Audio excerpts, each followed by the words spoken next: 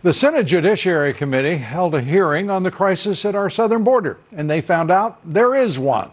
During that hearing, Senator David Perdue took note of the massive amount of money the Mexican drug cartels are making from sex trafficking, smuggling of illegal immigrants, and deadly drugs into this country. $500 billion. That makes the cartel business and the drug traffic just in Mexico alone coming across the United States bigger than Walmart, to put it in perspective. So this is larger than our largest companies. And by the way, a lot of people have been trying to push really a lot smaller numbers, like a tenth of that amount, as the amount that those cartels were making from drug smuggling. It's obviously vastly, vastly more. Well, 5 years ago, Judicial Watch warned about Islamic terrorists infiltrating the United States through our southern border with Mexico. And a new report from the International Center for the Study of Violent Extremism reveals that a captured ISIS fighter is providing details of a plot in which jihadists were to enter the country through the U.S. southern border to carry out an attack in this country, exploiting vulnerabilities along the 2,000-mile border with Mexico. Well, joining us tonight is the president of the National Border Patrol Council, the Border Patrol's union, and its head, Brandon Judd. Good to have you here, Brandon. Thanks for having me. Again, Judicial Watch, 4 years ago, making the point that that border was that vulnerable and has been ever since. It is, if this president isn't making this deal with Mexico, we're in even worse trouble. You know, what's amazing about it is the president got Mexico to send more troops to their southern border with Guatemala than what Congress has approved for United States Border Patrol agents to be on the southwest border with Mexico. It's amazing, this deal that he's made, and it's already starting to pay dividends. If you look at the number of people that are working their way up through Mexico right now, it's a lot less than what we had just a few days ago prior to the deal being struck. So we're going to see less people entering this country strictly because of this deal that President Trump was able to reach with Mexico. Because Mexico, under the terms of the deal with President Trump, will have to police that southern border, the 500 miles, more than 500 miles with Guatemala.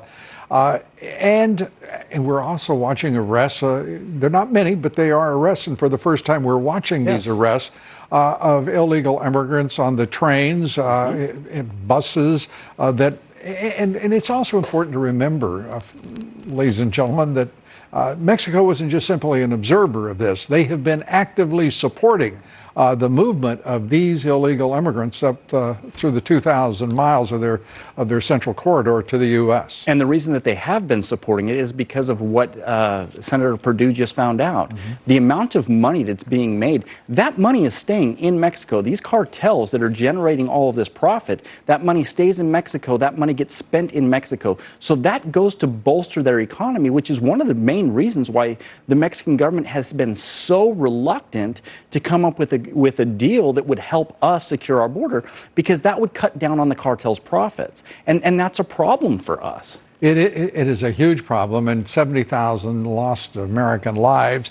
You know, the radical Dems, Nancy Pelosi, Chuck Schumer, Mitch McConnell, the rhinos, and before them Paul Ryan in the House before he threw away control of the House.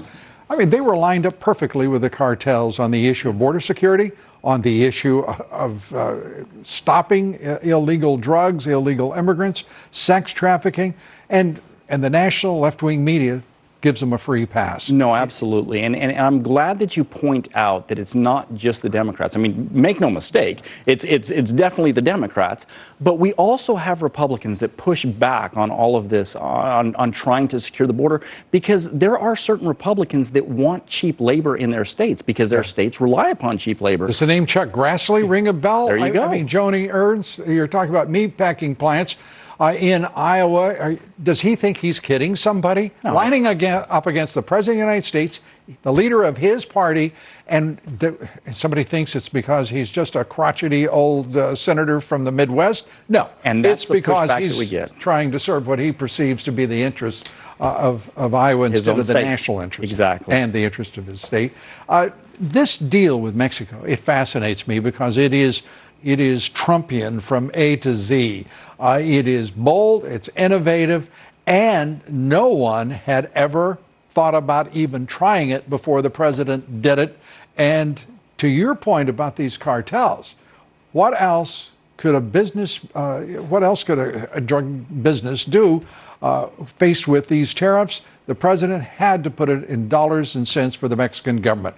It's cost them more to ignore the responsibilities on that border. Bingo. And that's exactly what he looked at when he said, when he went to Mexico and he asked them to partner with him, to help him secure not only our border, but his border, and to take down these cartels, they refused. He was forced to do what he did, and because he did that, because he was willing to step up and do what no other president prior to him was willing to do, we actually now have measures that are starting to work, and they're starting to pay dividends. And it's not just dividends down the road, a year down the road. Right. These are immediate dividends that we're seeing right now. To be clear, we're seeing fewer illegal immigrants approaching our border with Mexico as a result of what they've already done at their southern border with Guatemala. Is that correct? Yes, there's fewer people coming up through Mexico to our southern border, yes.